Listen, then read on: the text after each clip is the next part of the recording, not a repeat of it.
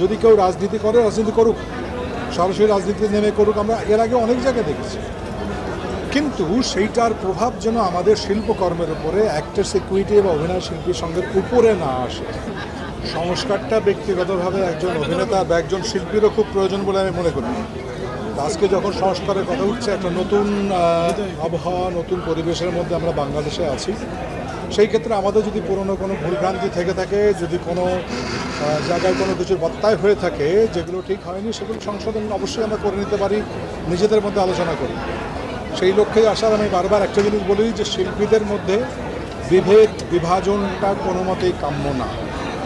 আমরা মানুষের হৃদয়ের কাছে থাকি, হৃদয়ের সঙ্গেই কথা বলি, তাদের আবেগের সঙ্গে কথা বলি, মানুষের ভালোবাসা পাই। সেই ভালোবাসাটাই আমরা পেতে চাই আগামীতে।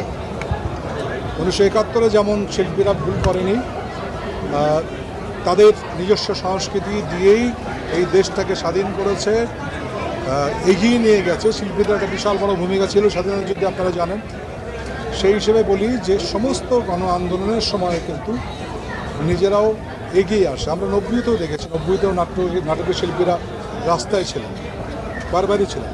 সেই জন্য সংস্কারের প্রক্রিয়াটা যদি ভালোর জন্য হয়, যদি আমার এগিয়ে যাওয়ার জন্য হয়, তাহলে অবশ্যই আছে।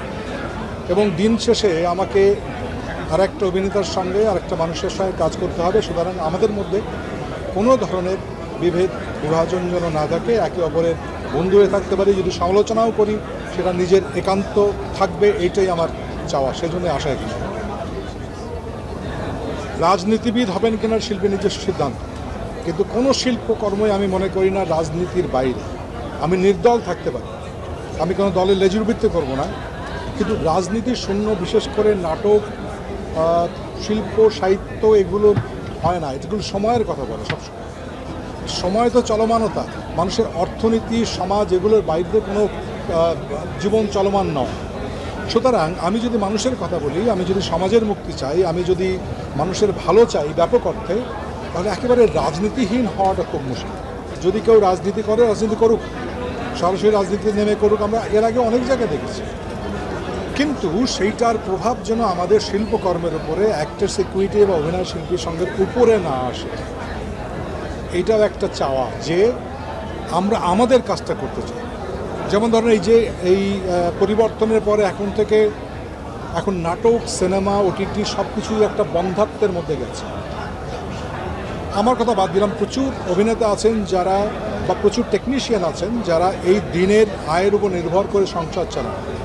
এটা তো আমার জন্য খুব কষ্টের জায়গা তৈরি হচ্ছে। কেউ কাজ করতে পারছে না, কাজটা শুরু হওয়া উচিত। সেই জন্যই খুব দ্রুত আমরা কাজটা করতে পারি, সেটা খুব আলোচনা করে সিদ্ধান্ত নিয়ে এগিয়ে যাওয়াটা খুব প্রয়োজন বলে আমি মনে করি। কাজের জায়গায় কতটা স্বাধীনতা ফিরেছে নাকি এখন আসলে শুরু হয়নি। আমরা আশা করছি যে ধরনের একটা আশঙ্কা, বিশেষ করে সেলফ সেন্সরশিপ ছিল, এটা কি বলা যাবে, ওটা কি বলা যাবে না, এটা তো ছিল, আমি আপনি অস্বীকার করতে পারবো না জিনিসটা। কিন্তু সেইটা কতটুকু মুক্ত হতে পেরেছি আগামী দিন বলে দেবে আমরা পারছি কিনা। আমি চাই যারা আজকে নতুনভাবে নতুন বাংলাদেশকে দেখছেন, তারা এটা মনে রাখবেন যে শিল্পের স্বাধীনতা, বলবার স্বাধীনতা, বাক স্বাধীনতা, এটা একেবারে এক নম্বরে থাকতে হবে। আমি যেন বলতে পারি, যদি আমি খারাপ করে থাকি মানুষ আমাকে কন্ডেম করি, কোনো অসুবিধা নেই, কিন্তু বলার অধিকার থাকতে হবে বলে আমি মনে করি।